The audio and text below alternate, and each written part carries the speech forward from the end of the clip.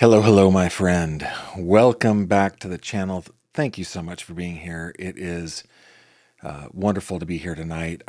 And I am not blowing smoke. This is something that I really enjoy doing, and I am glad that you spend time with me. On this channel, we really like to get into the nitty-gritty of true crime. We like to cut past the fluff. We like to cut past the sensationalism. We like to get into documents. We like to get into crime scene logs and photos and autopsy reports and everything that we can get our hands on in order to understand crime better so that, well, there are a lot of goals, but we want to be able to protect ourselves and our families. Hey, you'll notice I'm kind of sitting low, but I am repping some merch from the old Gavin Fish store. Got a Cluvelta tea. This is the suspictolene fluorate for moderate to severe true crime brain syndrome. I would like to thank Cluvelta for sponsoring tonight's live stream. Let's let's run the commercial, shall we? Are you constantly narrating your own life like it's a Dateline episode? Do you whisper, "The husband did it," at weddings? You may be one of the millions silently suffering from a condition known as true crime brain syndrome, or TCBS. But now there's hope. Cluvelta, the first semi-legal, questionably tested treatment for TCBS. Cluvelta helps restore balance to your life by gently replacing your obsession with murder with an obsession with real estate shows. Cluvelta users report fewer murder boards, shorter Reddit rabbit holes, and an increased ability to trust their spouses again. Maybe. Side effects of Cluvelta may include watching cooking shows and actually following the recipes, trusting your neighbors not to be serial killers, starting a knitting club, and accidentally solving local crimes anyway, hallucinations of Keith Morrison narrating your dreams, and in rare cases, mild interest in HGTV. If you experience sudden urges to say, "Let's circle back," or "This doesn't add up," discontinue use immediately and call your podcast co-host immediately. Cluvelta, because even you deserve to sleep without checking your Ring camera 12 times a night. So thank you very much to Cluvelta for sponsoring tonight's show. If you want, you can head on over to gavinfish.com, get yourself some Cluvelta merch. It's a suggestion. I can't remember what this color is called, but Kimberly said I had to wear it because it makes my eyes pop. Of course, on this set, you can't even really see my eyes. I've got a shadow, but believe me, in person, they're spectacular. Okay, what are we here for? What are we talking about? Why am I in such a good mood? Let me tell you why I'm in such a good mood. I am in a good mood because at long last, a project that I've been aware of has come to fruition. And the docuseries called Death in Apartment 603, What Happened to Ellen Greenberg, has dropped today on Hulu. And I mean, I got to tell you guys, I am so happy that it did. I'm just so happy that this got over the finish line because for Ellen Greenberg, for her family, the city of Philadelphia ignored them for pretty much 14 years. They just pushed back, nay, not just the city of Philadelphia, but the state of Pennsylvania, our glorious Commonwealth, has treated Ellen Greenberg's parents, Josh and Sandy Greenberg, two people who I deeply love. They've treated them like garbage and have not taken seriously the death of their daughter. So let's just start by talking about Ellen, okay? Ellen was a first grade teacher. She worked at Juniata Park Academy in Philadelphia. She was 27 years old and was engaged to be married to what appeared to be the man of her dreams, a man named Sam Goldberg. And everything seemed to be going right. I mean, she had gone off to college, she'd gotten educated, she'd gotten 2 master's degrees, she had started working in the field that she loved. She was engaged to be married to a Prince Charming, somebody who came from the right family, came from a good place, had good prospects. I mean, things were going well, but at the end, in in 2011, Ellen started to exhibit some symptoms of anxiety, and she specifically, I'm going to leave out a lot here, but she specifically asked her parents if she could come home. Now, keep in mind that her parents had just watched her and helped her be educated, turn into a responsible adult, and it just all looked great. It all looked great, and they were worried that she was going to lose her job, and so they said, "Tell you what, let's find you help. And after that, if you still want to come home, yeah, bless you, come on home." And so Ellen started seeing a psychiatrist. She never indicated, there was no indication that there was any ideation of doing anything to herself. She was not a danger to her own self. She was not a danger to others. She was not depressed. She was anxious. She was stressed out. Okay. Now, on the night of January 26th, or the evening of January 26th, 2011, a 911 call was placed in Philadelphia by Mr. Goldberg. We have listened to that 911 call quite a bit on this channel. It's played in almost its entirety on the docuseries. In my opinion, it is the worst kind of acting I've ever heard. The worst kind of acting I've ever heard. When police get there, well, when first responders, first it was the fire department, when they get there, they find a scene of Ellen Greenberg laying on the floor, kind of propped up near the corner of where the cabinets in her kitchen intersected, and slumped over, and she had a knife coming out of her chest, the handle of a knife. The blade of the knife was buried deep. I can show you, because if you go to my website, let me bring this up. If you go to my website, it's on the case pages. There is a very good case page on Ellen. Pictures of her and her family, childhood photos that her family let me scan in. There's just a whole bunch of stuff. Okay, and I wanted to get. Let me see if it's. Yeah, here is a picture of the knife. It's a Cutco 1721, I think, is the model. 1720, 1721, I think. So the handle, this knife handle, is protruding out of her chest. The handle is not short. It's like this big thing. Okay. They do a cursory search of the place, but they all think she did this to herself. The ME's examiner goes in. They say, oh, there are hesitation wounds on her abdomen, but they never looked at the back of her, where there were 10 more stab wounds to the back of her head and neck. When her body was later taken to the medical examiner's office, the medical examiner went, homicide. And then, after a very public pressure campaign by the Philadelphia PD, and I would say at least one person from the Philadelphia District Attorney's Office, I think Marlon Osborne was pressured into changing that from homicide to that she did it to herself. You guys know the words. YouTube doesn't like us to say the words. Okay.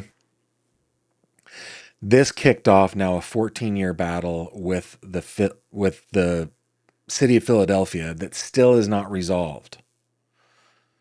But okay, so that is the introduction to the case. Now, why are we here? We're here again because I'm going to give credit where credit's due, because ABC News 2020 producer Laura Diamond found the case and decided to investigate the case.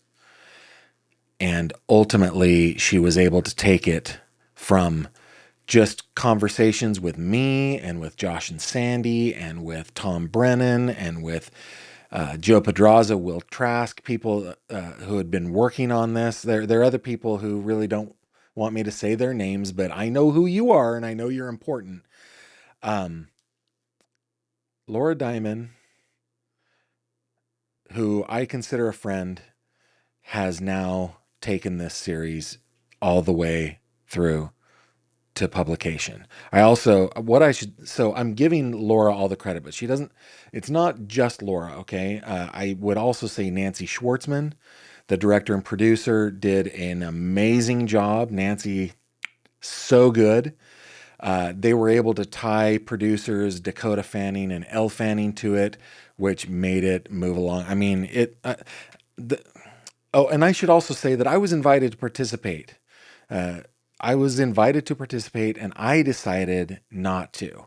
It just my own personal reasons. I really don't like how the entertainment industry works. I love their product, but I don't really love how it works. And I recognize in myself I would just spend years being frustrated working in an industry that I just really don't like. I mean, I like their product. I just really don't like their methods. So anyway, I was invited and I declined and wished them well. And oh my goodness, they have done so well. So what Laura and Nancy and Caitlin and so many others that worked on this project have done is they have taken a story that has been embraced by the true crime community and has been heroically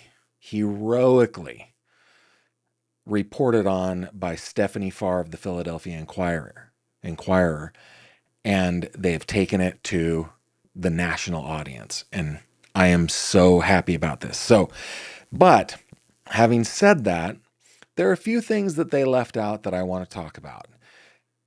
This is not a criticism of what they've done because what they've done is, I mean, so terrific. They left out these things on purpose, probably for legal reasons.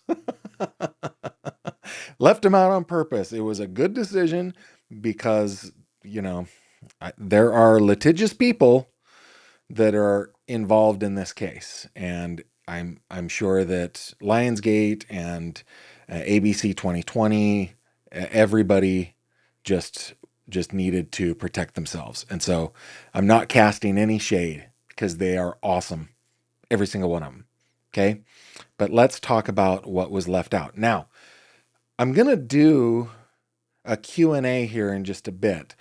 I know, I imagine you guys are putting GF in your comment. I see a couple of super chats. Thank you guys for the super chats. You guys, thank you so much for taking care of me. Susan loves the shirt. Thank you. Blue is my color. Can't see my eyes, but they're there. Um, oh, this is funny. I look like a character for Game of Thrones. I do. I've got the beard. I've got the long hair. I don't know that in Game of Thrones they used their daughters like headbands to hold their hair back, but yeah, I'm looking pretty scruffy these days. That is for sure. Lynn, thank you very much. What's the deal with the Ethel Fort being lot led from the inside? What is the deal with the Ethel Fort being lot led from the inside?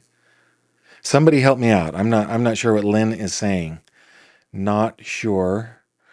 Um, oh, here it is. Well, that message is a mess. The door locked from the inside. What's the deal? Okay, I'll talk about that. I will talk about it. Susan, again, the way they have treated Greenbergs makes this whole case all the more horrible. Yeah. Yep, 100%. And, when I reached out to Josh and Sandy today, one of the things that I was sure to tell them is just how inspiring and what an example of grace, grit, determination, stick-to-itiveness, fight they are. Like there are not enough adjectives to describe Josh and Sandy, not enough positive adjectives that are coming to mind. But they are amazing and are an example to me and an example to all of us. We'll do a Q&A here in just a second. Let's start with the first thing that I want to bring up. I'm not going to show you anything. I just have notes over here. Let's talk about the bruises on Ellen's body. Okay. I'm not going to show them. Okay. And I should also say that they do in the docuseries bring up the bruises, and but they don't say what I have gone on the record as saying, which is that Dr. Osborne recorded a total of 11 bruises on Ellen's body. Various stages of healing, right? Various stages of resolution, I think, is the phrase that he uses. So some of them older than others, some recent, some a week or so old. Okay. In my opinion, and I'm a layperson, but I have access to everything that Josh and Sandy has given to anybody. Like I have it all. So I have her autopsy photos, I have the whole thing. In my opinion, Dr. Osborne was just I I don't know what he was doing. Was it a copy paste error, or was he just like blind that day? Had he gone out on a bender the night before? I don't know. Not accusing Dr. Osborne of being a drunk or anything, but it was not 11. There were, to my count, 59 bruises on Ellen Greenberg's body. 5-9. Almost 5 dozen. That is 5 times more. That is more than 5 times more than what Dr. Osborne said in his autopsy report. So when they talk about bruises in various stages of healing, guys, we are talking about bruises on her torso, on her shoulders, on her neck. I'll get into that more in just a second. On her head, her forehead. We're talking her arms, her leg, everywhere. Everywhere. There were bruises everywhere. Now, I suppose that one could argue that Ellen Greenberg was in a tackle football league and therefore was bruised by that, or she was engaged in some sort of high impact sport. But I've seen no evidence of that, and I think it's more of an indication of some sort of DV. I really do. I think that evidence shows to me that Ellen Greenberg was living in a relationship with DV. And let me give you another reason why I suspect that. And this is something that I've said in private. I don't think I've said it. I've said it to people, but I don't think I've said it here. Um, in my investigation of the Ellen Greenberg case, I have come into possession of thousands. I'm not exaggerating. Thousands of photos of Ellen. Ellen was um, she was a photographer. She documented her life. She loved selfies. She loved having pictures taken. I can just see her in a group of friends and giving her phone, or it was a camera to begin with, giving her camera to a stranger and saying, "Hey, can you take our picture?" There's so many of those pictures.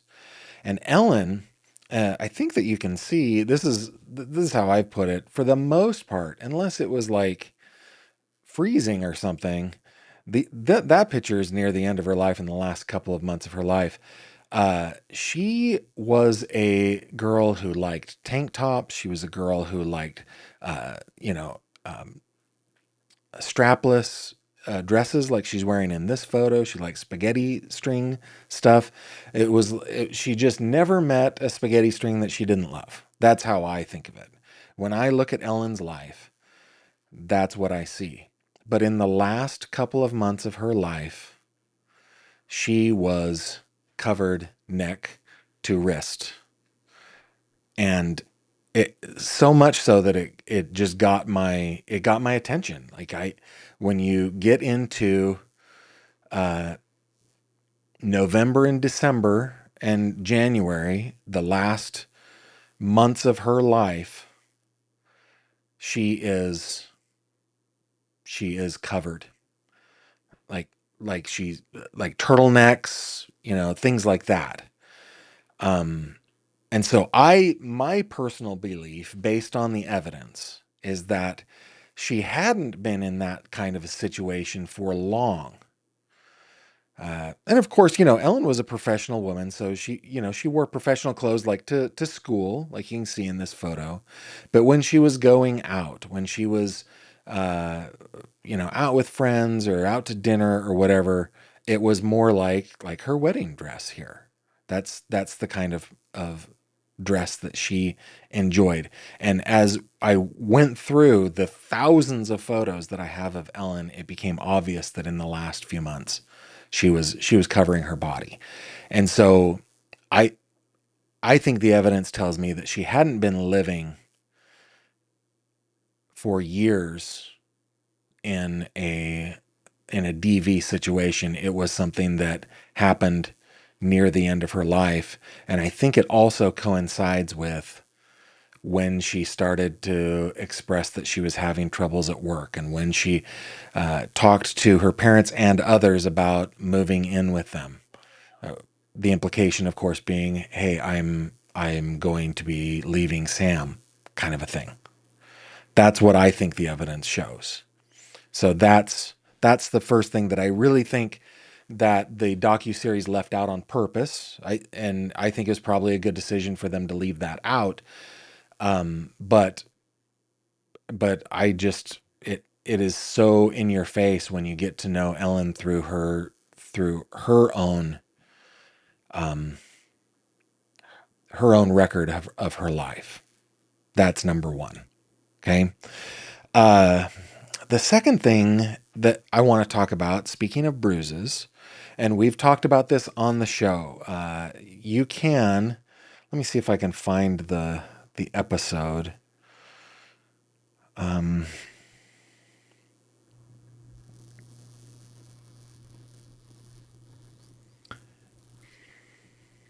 I I can't find it. I can't. Oh yeah, I can. Yeah, I can. Okay, so let me bring you over to my website. I'm on the Ellen Greenberg case page. This one right here that says "Do not watch this." This is the one that details what I'm about to tell you about.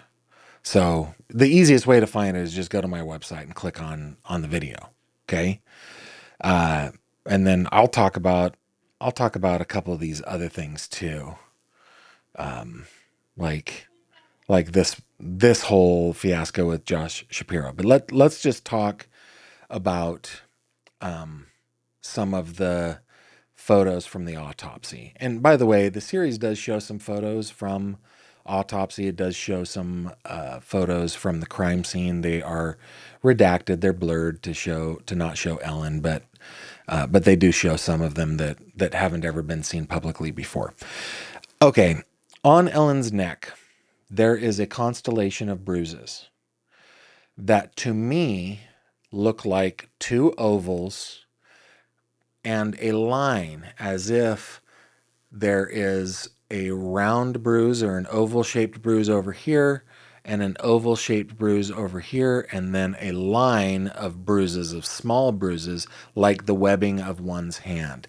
When I looked at that as a layperson who, I investigate a lot of different cases, and I see lots of autopsy photos and things like that, and have, I don't want to overstate, but um, but with my lay experience, it looked like she had been throttled. I I don't think that's how she died, of course, but I think that she had been throttled, also known as manual strangulation. By the way, that reminds me, on Wednesday, we're going to have Officer Brian Bennett back, who is an expert on the subject. So be sure to grab that.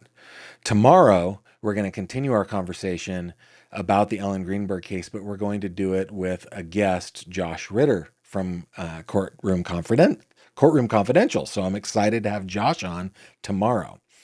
All right. So when I first saw that photograph, I thought she has been throttled.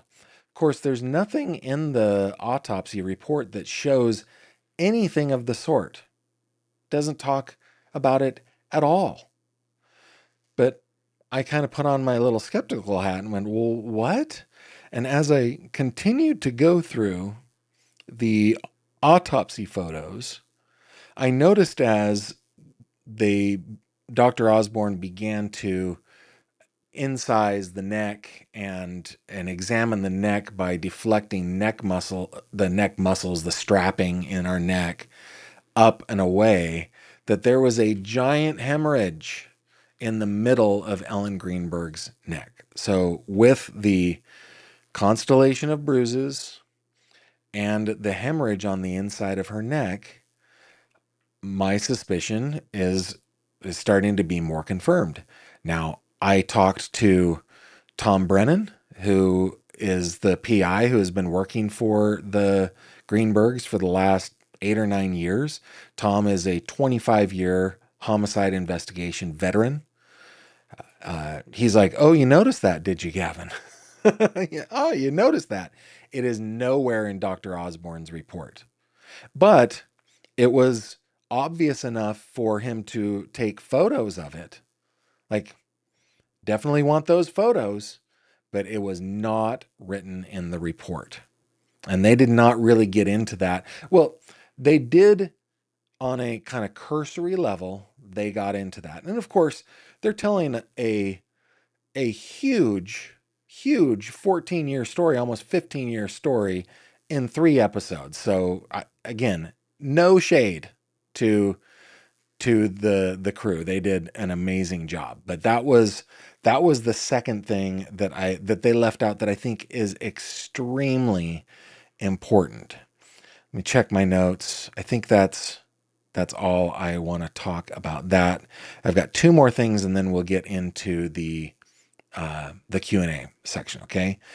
The third thing that they left out of the docuseries, probably for good reason, was the connection that I found between Josh Shapiro, who is the governor of Pennsylvania, then Attorney General of Pennsylvania, and the family of Sam Goldberg. So if I can just describe what I think I know about Sam's family. Sam belongs to, I will call them the Hankin family. The Hankin family is kind of, how would I characterize this? This is just my opinion, but kind of, well, it's an older money, a couple generations back, Philadelphia money family. His mom, her maiden name is Hankin, and he has cousins that, well, anyway, the Hankin family. Okay, one of Sam's closest friends, from what I can tell, is his first cousin, Camian Schwartzman. Don't have a picture of Camian. Oh yeah, I do. That is Camian and his father, James Schwartzman, who is also a prominent attorney, former U.S. What is it called? A U.S. He's a U.S. former assistant U.S. attorney. He's a private attorney, and he's also a judge. I mean, he's Judge James Schwartzman, though it's not in like criminal trials. He oversees the when lawyers get in trouble, basically. So, anywho, Sam is buddies with Camian, also a lawyer, and the Schwartzmans may as well be brothers to they're just close. They're just a very close family. Okay.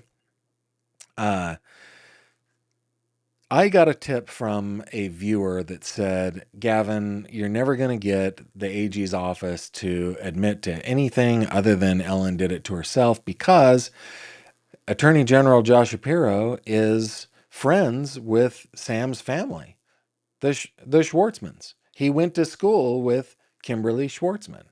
Kimberly is James and Nancy Schwartzman's other child. Yeah, I think it doesn't matter. Anyway, and so I looked it up. I actually went to eBay and found a yearbook from the graduating year that Josh Shapiro graduated. And sure enough, he went to the same school as Kimberly Schwartzman. He on Twitter, He called Kimby a close friend, or I think he said a friend. I found photographs of Shapiro with Kimberly Schwartzman. I've seen him in class photos. I've seen him in photos where like it looks like their children playing on the same team together. They are close. When I dug in a little bit further, I found that there were some, not, I mean, it wasn't like huge money, but just a cursory glance of the campaign finance records. And yeah, the Schwartzmans had given money the to Josh Shapiro's various campaigns. The Goldbergs, from what I remember, had done the same. They attended the same synagogue, same temple. And so I pointed that out on my channel. And I mean, the office of the Attorney General wouldn't answer any of my calls. I'm just a lowly YouTuber out here in Western Pennsylvania. So I reached out to every publication, every publication in the Commonwealth. And I did it manually, and I did it into the wee hours of the night, sharing with them what I had learned. I know of some of them who reached out to the Attorney General's office. I know of, and I suspect that many others did as well. On a Friday afternoon, Josh Shapiro, his office, let's say his office, not him, announced that they would be kicking the case out of the Attorney General's office back down to the Philadelphia District Attorney's office, where law would require it to kick to another county because they had a conflict of interest too. But Josh Shapiro's office did not admit to a conflict of interest. They did not admit that the friendship with the Schwartzmans was a conflict of interest. All they said was there was an appearance of a conflict of interest. It is notable, notable that the 3 times that Josh Shapiro has come to my area, 2 times as a candidate and once as a governor, I have been specifically uninvited from those events as a reporter. Apparently, Josh and I have beef. But yeah, um, that was not included in the docuseries, which I wish would have been. Uh, Understanding, of course, that you can't include every single thing, and I think that there were some probably pretty compelling legal reasons why they didn't talk about that. Just as an update on that, that case was then kicked to Chester County, and Chester County, the DA there was a woman named Deb Ryan. Deb Ryan is also of the same faith as and heritage as the Greenbergs, the Goldbergs, the Schwartzmans, Josh Shapiro, and attends the same temple as them, and belongs to the same political party. So I wasn't all that. I didn't have high hopes that anything would happen under Mrs. Ryan. She subsequently ran and was elected to the bench. So there's a new district attorney there. His name is Barena Sarobe. I can't remember his first name right off the top of my head, but District Attorney Barena Sarobe, who also happens to be a Democrat, has that case in his office. I have heard nothing in maybe 2 years. In fairness, I haven't checked in, but I think if I do check in, they'll all be, oh yeah, it's under active investigation, but I don't believe it. Okay, the 4th thing. This, by the way, guys, this will be the first time that anybody is going to talk about this out loud. So buckle up. Okay? I don't know. I have very good sources.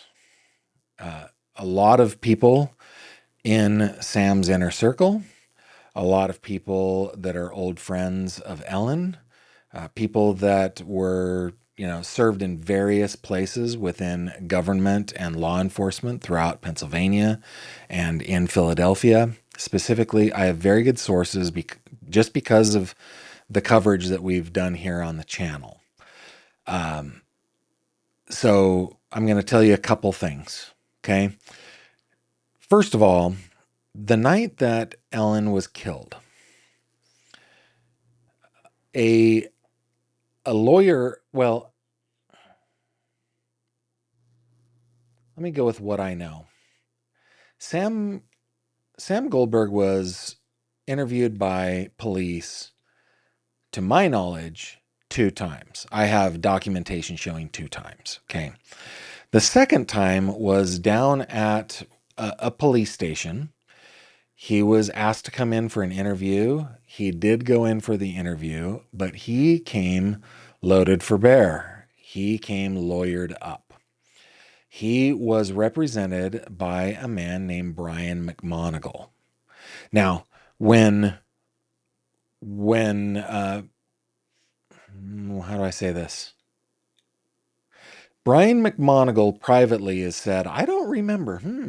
I'm not sure that I have ever had him as a client. And Brian McMonigal, by the way, is a well-known defense attorney. And this isn't news. This isn't the news part. You guys probably have heard this, but Brian McMonigal is super well known. Very well known. Very expensive. A very expensive attorney.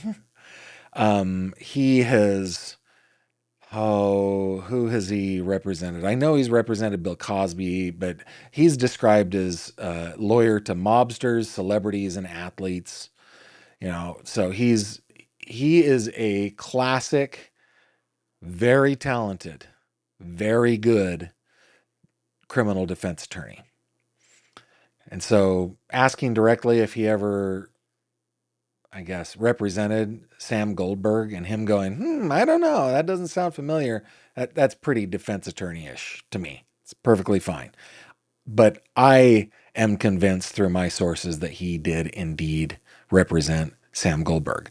Now, when Sam went in for that interview with police, he didn't say much. And probably because his lawyer prepared him for it. He wasn't going to say anything extra.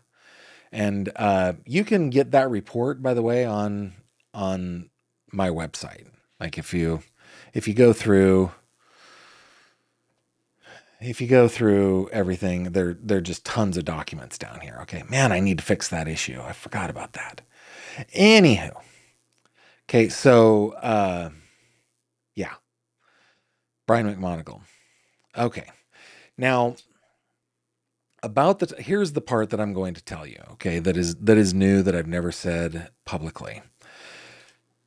In August of 2022, well, let me get my timeline correct, because if we go to, yeah, here we go. So again, going over to my website, I did 2 videos about Josh Shapiro. This is the first one I did, July 12th, 2022, which if I remember, that doesn't matter, but July 12th, 2022, I talked about what I think is a clear conflict of interest in the AG's office. That is the thing that sparked Josh Shapiro's office kicking the case ultimately to Chester County. Then in this video, I talk about that it had indeed been kicked, and they announced it through Annie. Why am I forgetting Annie's last name? Crying out loud. Annie McCormick, who is a reporter for the ABC affiliate in Philadelphia. They sent her like a little note, and she broke the news. Anyway, so July 12th, then July 15th. You'll notice that nothing really happened in between in October. I am informed that in August, so the month after this had been kicked, and actually, if I check my timeline again, if we go all the way to the bottom of the page, not all the way, where is it? About here. Yes, in August, I got a letter from the Schwartzman family from the attorney representing Kamian Schwartzman, James Schwartzman, and Richard Goldberg. I did not bring up his picture. I didn't prepare his picture. Richard Goldberg being Sam Goldberg's dad, demanding that I apologize and retract for anything that I said. You can read it. It's there on the. Oh, I'm not showing you. It's there on the website. It's right here. Okay. And you can read the letter. You can read my response, and you can read their response. Right there. I put everything there so you guys can read it. So that happened in August. Also in August, guess who had an appointment with Brian McMonigal, his criminal defense attorney? None other than Sam Goldberg. I am informed that they at least had an appointment to meet. I believe they did indeed meet. Okay, so that's number one. Sam, I think in August, and honestly, like this lawyer's letter, we call it, what's his name? Jeff. What's his name? I need to log in order to see this, I think. Oh,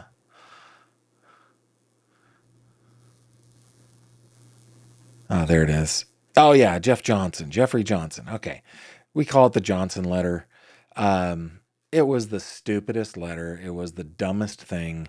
He said things that he should not have said. He put out into the world things that had not been in the world before.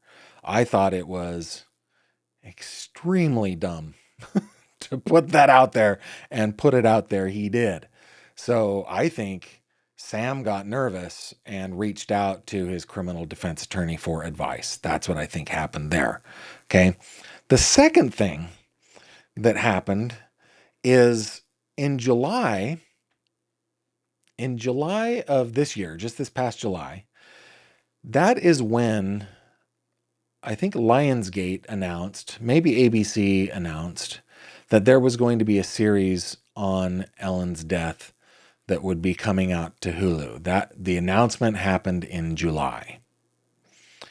Also in July, I am told from a very reliable source that Sam reached out to a PR law firm and met with a man named Steve Feldman at Latham Watkins. So while Sam has only really made a couple of statements publicly, the only thing that I can think of is the CNN statement where he says, oh, Ellen's mental health was bad and blah, blah, blah, blah, blah, which I don't believe. I don't even believe he believes it. Come on.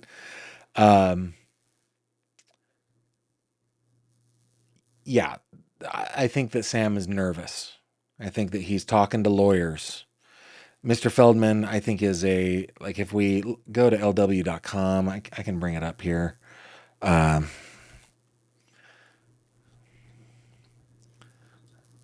me see if I can find Mr. Feldman for you guys real quick. I think it's lw.com. Yeah, there we go. People. Let me just find Mr. Feldman. There he is. Okay, so he's a partner in their New York firm. Mr. Feldman is if I remember correctly, a Harvard Law grad. So he got his JD at Harvard. He got his BS in journalism from Syracuse. But my understanding is he is kind of a PR guy. So I wish that the fact that Sam was lawyering up would have been included in the docuseries. But again, completely understand why it wasn't. Okay. All right. So those are the four things. Guys, go to Hulu. If you don't have a Hulu subscription, get a Hulu subscription. It's worth the money. It's worth it. Go check it out and watch the series because it's terrific. In fact, my sister has oh, this is 100% on brand for my sister. That documentary was very, very good. I want to grow up and be amazing like Josh and Sandy. I'd share my kiddos with them any day. And yeah, that I feel the exact same way. When I told Josh and Sandy today how I was feeling, I was like, I told them something very similar. Like I only wish that I could be the parents that they are. I could only wish. So, okay, with that, guys, we are going to check out to see what you guys are saying over here. Let's bring up Ellen while we go through some of your comments. And I did see a couple of super chats that came in. So, thank you guys for that. I just want to make sure that I don't. Susan says,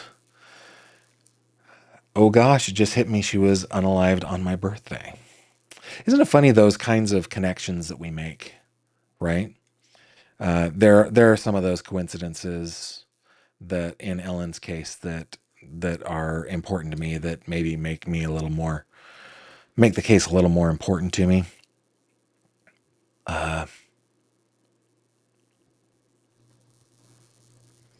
Let's talk disabilities. Gavin, I'm not trying to say I think this is the case. However, is it possible the knife went from front to back all the way through? No, it did not. It did not exit. It punctured part of her heart, part of her lungs, and and consequently, most of the blood was internal. There was a lot of internal bleeding. Hand of Ike, I'm sure some of them are watching tonight. Gavin, tell them we say hi. Sam, don't get too spooked when you hear the door knocking. Listen, in my opinion, one of the things that I really admire about Josh and Sandy is they've never pointed the finger at anyone. They've never have. The only thing that I will say is that I am suspicious that Sam Goldberg killed Ellen Greenberg. And if I were a investigator, I would have my sights squarely on him. And I think there's enough evidence to get a conviction here. I really do. And I hope it'll happen someday. Mel Stiller, Gavin, your hair is a lot longer than mine. Oh, thank you. Hey, I made it to 9 inches. My hair, because I'm a man who is aging, it's another subject altogether. But my hair on top grows way more slowly than the hair on the back and sides. On top, it's at 9 inches, and I need it to be at 12 inches in order to donate it. So I guess I will continue to look like a Game of Thrones character with glasses. Jeannie says the 911 call says it all. Beth, thank you very much for the super chat. I deeply appreciate that. Steph G. Gavin, what about the feds? I'm sure they've been contacted. Why haven't they taken over? They did so in other public cases where justice wasn't handled locally. I think the main answer to that question, Steph, is jurisdiction. I don't think they have jurisdiction here. There's nothing about this case that I'm aware of that would bring in federal jurisdiction. Now, having said that, I think that there are people at the FBI who would love to investigate this case. They'd be champion at the bit, man. So, yeah, I think that's really the reason. And what the more important question is, why is Chester County supposedly investigating this? This case should go far away from Philadelphia because of the absolute political corruption of the city of brotherly love. It should not be there. It shouldn't be anywhere close to there. I think it should be given to the state police based somewhere else. I don't want any Philadelphia-based state police. I'm sure they're wonderful men and women, but for the sake of making sure that everything is on the up and up, send it to Dauphin County, send it to I don't know, Center County, send it up to, send it somewhere else, far away from Philadelphia, and let the state police investigate. In fact, Tom Brennan told me when we were in Philadelphia for the trial back in February that ultimately culminated in a settlement, that there is a group dedicated to this in the Pennsylvania State Police that want the case. They want it. They want to investigate it. This is what I'm told. Now, from my own personal experience as a reporter here in Pennsylvania, and I'm in Western Pennsylvania, so that deals with Erie County, Venango, Clarion, Jefferson, Butler, Clearfield, like the whole down to Allegheny, which is Pittsburgh. So from Erie to Pittsburgh, I deal with the Pennsylvania State Police as a reporter on the regular. I find them to be talented, um, conscientious, thorough investigators. I have never covered a case that was investigated by the state police where I said, oh my goodness, they really screwed that up. They are a bunch of professionals.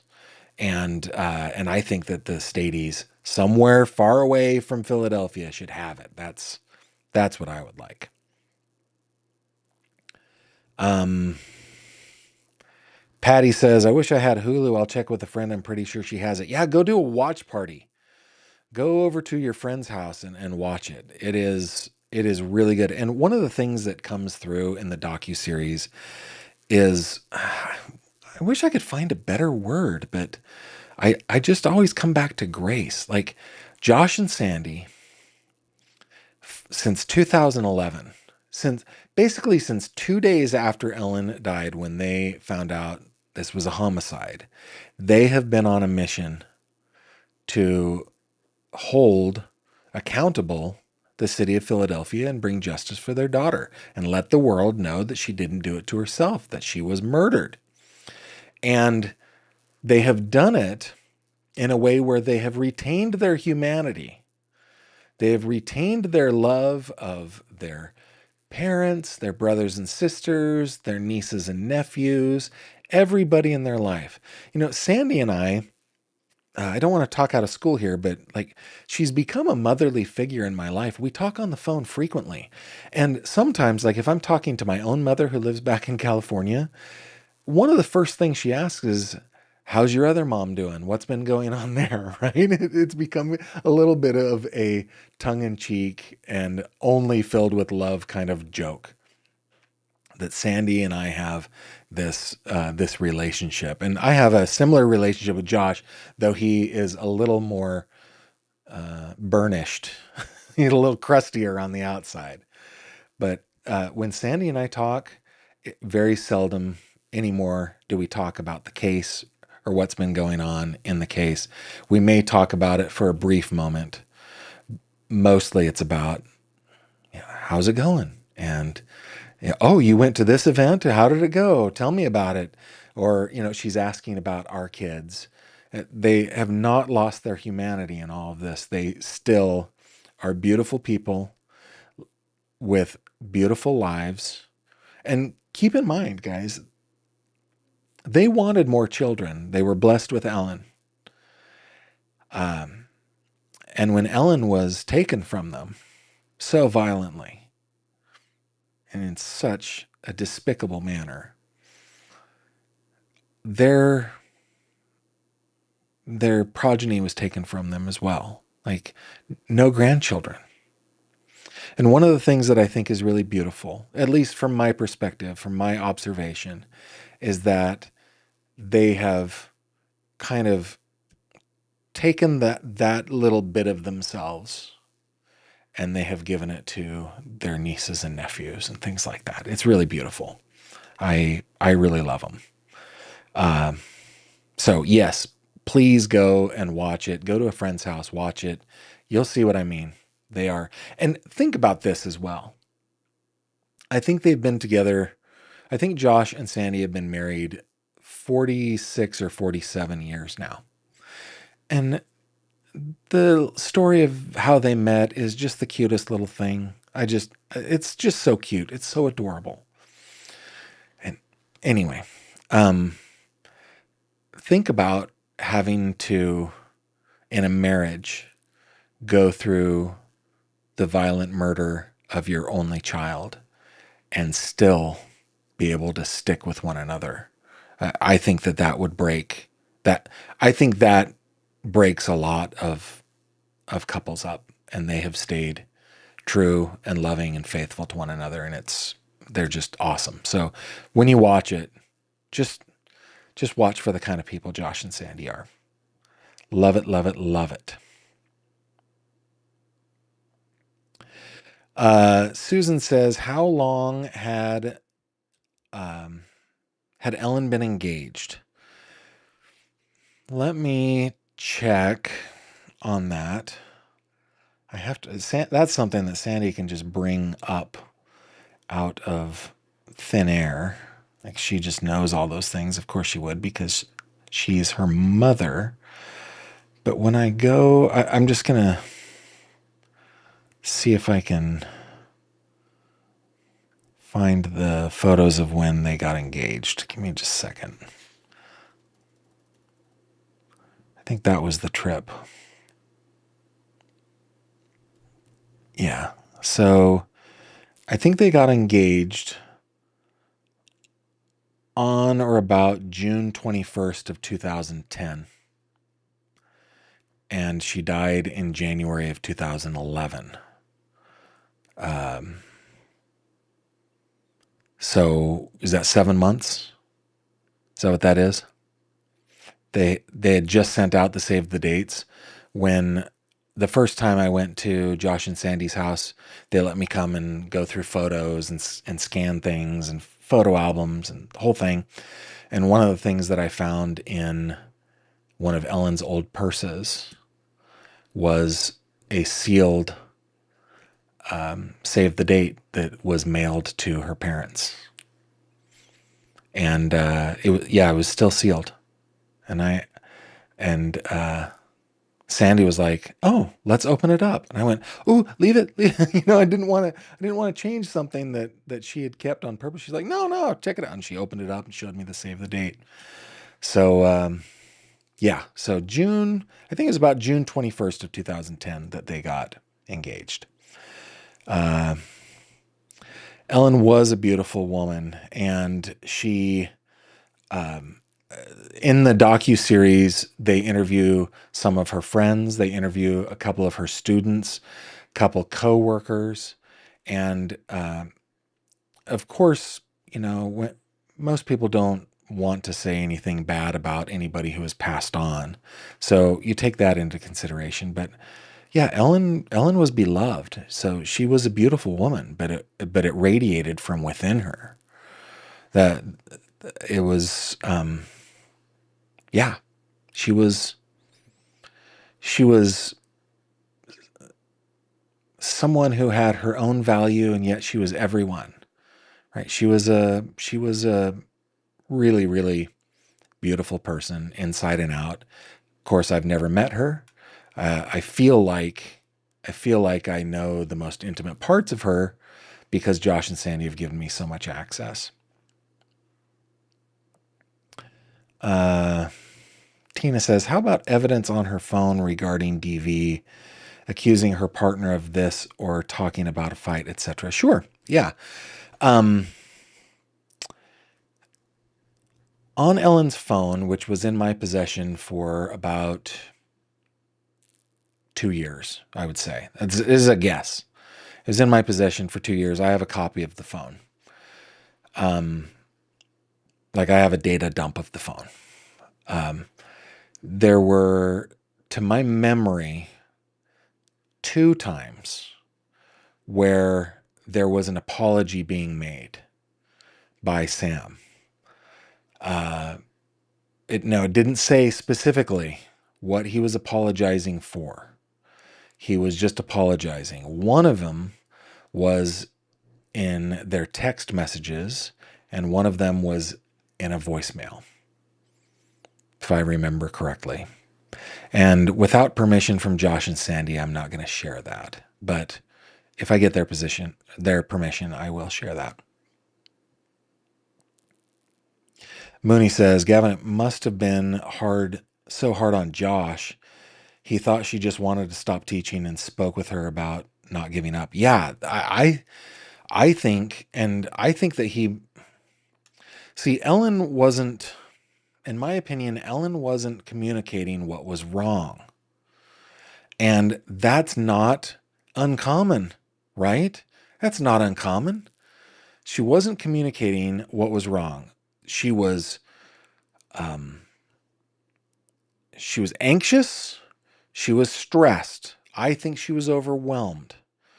And she was, I guess, what she was putting out into the world was that she was stressed about work. And it very well could be that that is what she was feeling. Like she had all these horrible things going on deep inside her, but she was manifesting it as stress about work. So maybe she was hiding. Maybe she was hiding from herself. I don't know. But as a father, if my daughter called and said, I'm really stressed about work, and she has worked for years and years to get this job, and she's just saying, I'm just so stressed about work, I think the first reaction is, okay, sweetie, let's get you help. So I don't think that Josh and Sandy did anything wrong. They helped her find a a psychiatrist and somebody who could help, and she was getting better. She said so in texts. She was feeling better. So yeah, I do think that that is probably something that Josh holds as something that he might feel guilty over. I have seen Josh. Uh, I've seen Josh show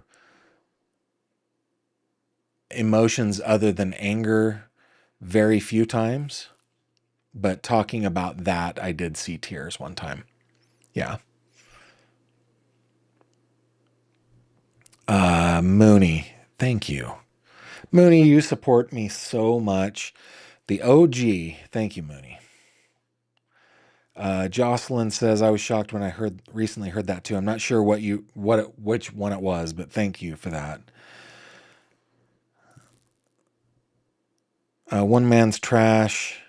Hey, yeah, thank you for any support. You guys are so awesome to me, and I love you for it.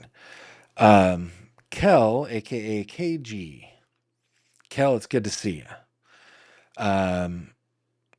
Gavin, strangulation is one of the first signs that DV will most likely lead to death. Along with behavior and dress changes, in my opinion, should have been included in the doc for awareness. But I understand why they didn't. I mean, yeah. I mean, it's one of the reasons why I'm expressing this now. Like the doc is awesome, and it's just, yeah, Ellen was struggling, and again on tomorrow we're going to have Josh Ritter from Courtroom Confidential on. We're going to talk about this case from the perspective of a former prosecutor and now a defense attorney, which is just going to be fun. And I don't have like an outline or questions that I want to ask him. I just want to have a real good conversation with him, kind of like I do with Elizabeth Jones, right? When she comes on, it's just always a good conversation. So we're going to be talking about that. And then on Wednesday, Brian Bennett, former officer Brian Bennett, who is a expert in strangulation, will be coming on to talk about that in general. A couple of other cases down where he lives, but we'll talk about Ellen as well. So please come back for that. And thank you, Kel. Yeah. Hey guys, if you are concerned that you can't like super chat or super sticker or anything like that, please don't worry about it. Just being here and watching and commenting on the channel is super helpful, and I appreciate it. All right, let's scroll on down. I might have to. Michelle, that's so stupid, Gavin. I don't know because I'm not sure exactly what you're talking about at that point. What is so stupid? But there is a lot of stupidity in this case.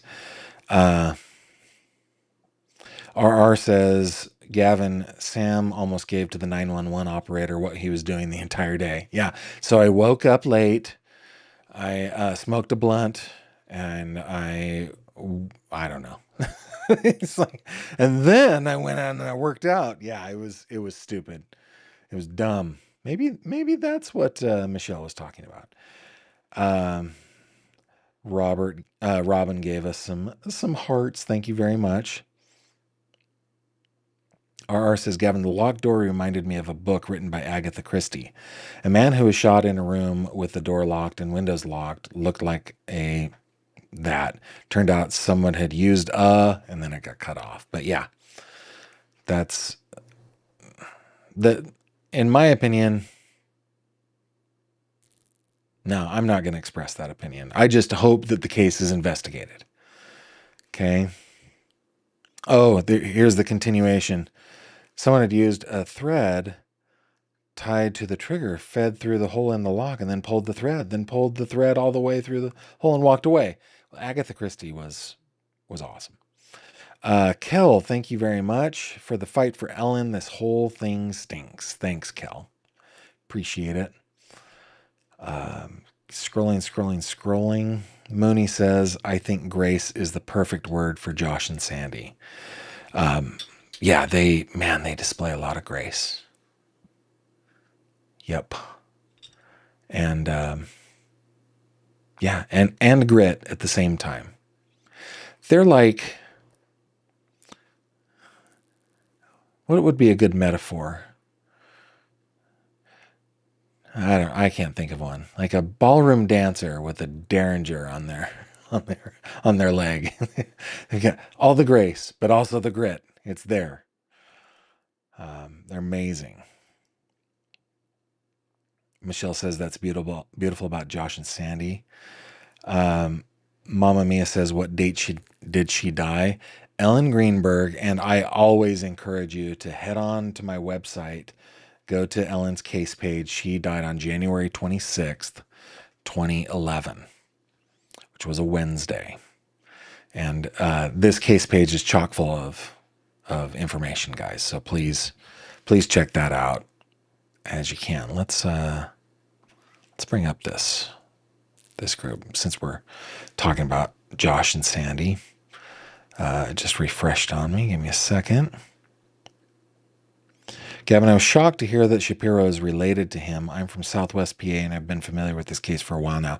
Yeah, related is maybe overstating it, but he is friends with the family. I'm comfortable saying that. Josh Shapiro is friends with the Greater Hankin family. And the Greater Hankin family is a close, tight-knit family.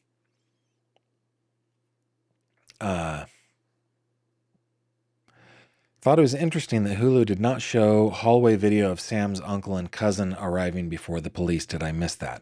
Okay, so this is actually one of the things that that Mr. Johnson was angry at me about. I believe I saw Kami and Schwartzman arriving before first responders. I believe that I saw that. Now, Mr. Johnson says that doesn't even look like Kamian. But to me it does. It looks just like Kamian. I don't think Jimmy was there before.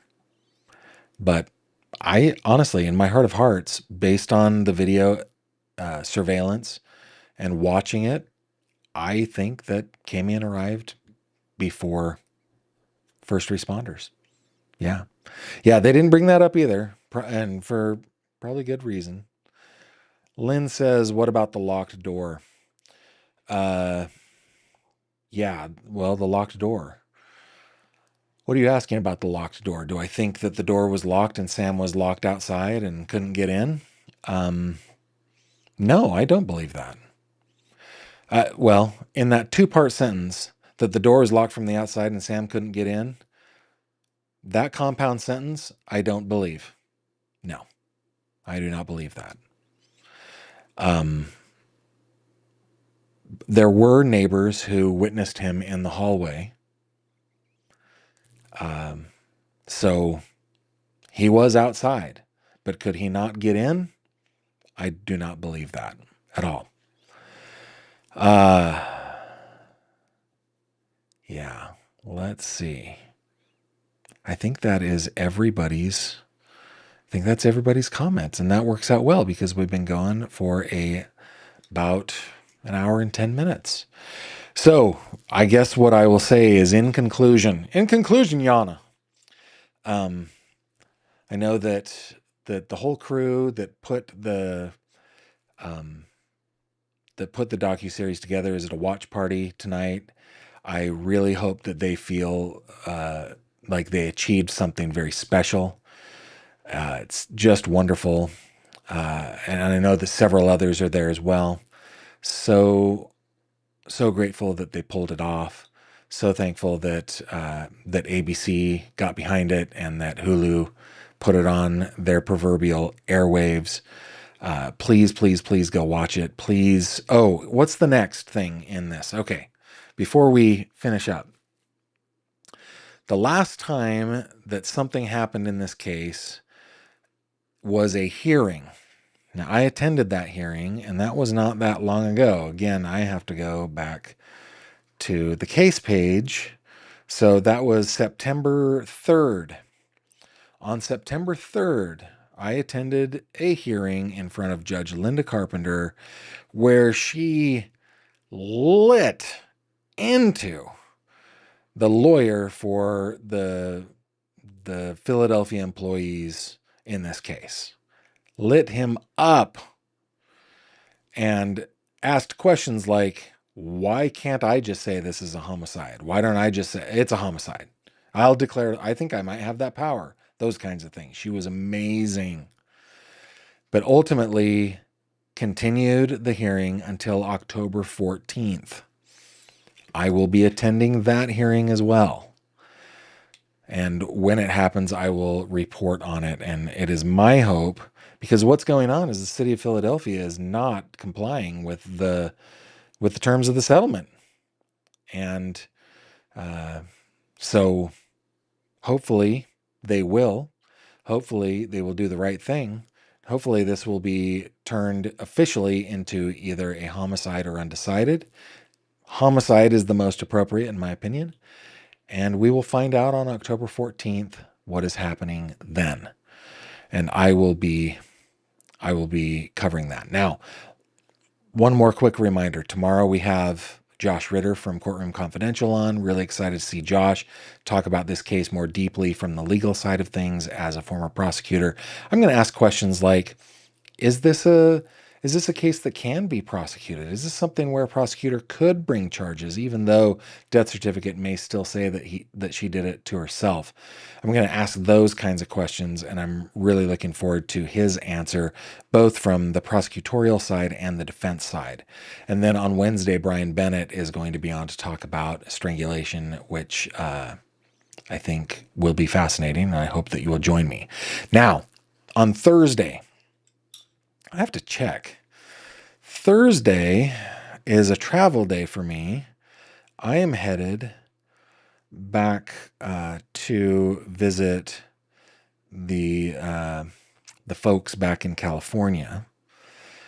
So let me look at this. Yeah, so I will not be live on Thursday. On Friday, it's up in the air. On Friday, I might not be back, but I will be live streaming from California. I'm going to be there a week. You'll see me from my old bedroom in my parents' house, probably. So I just wanted to give you a heads up on that. Thursday is a travel day. I'll be in the air at my normal live streaming time.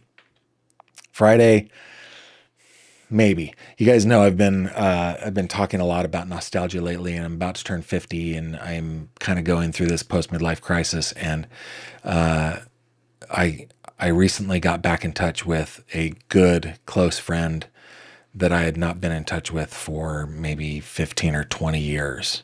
Embarrassingly, so embarrassing to say that. And I'm going to spend a little time with them.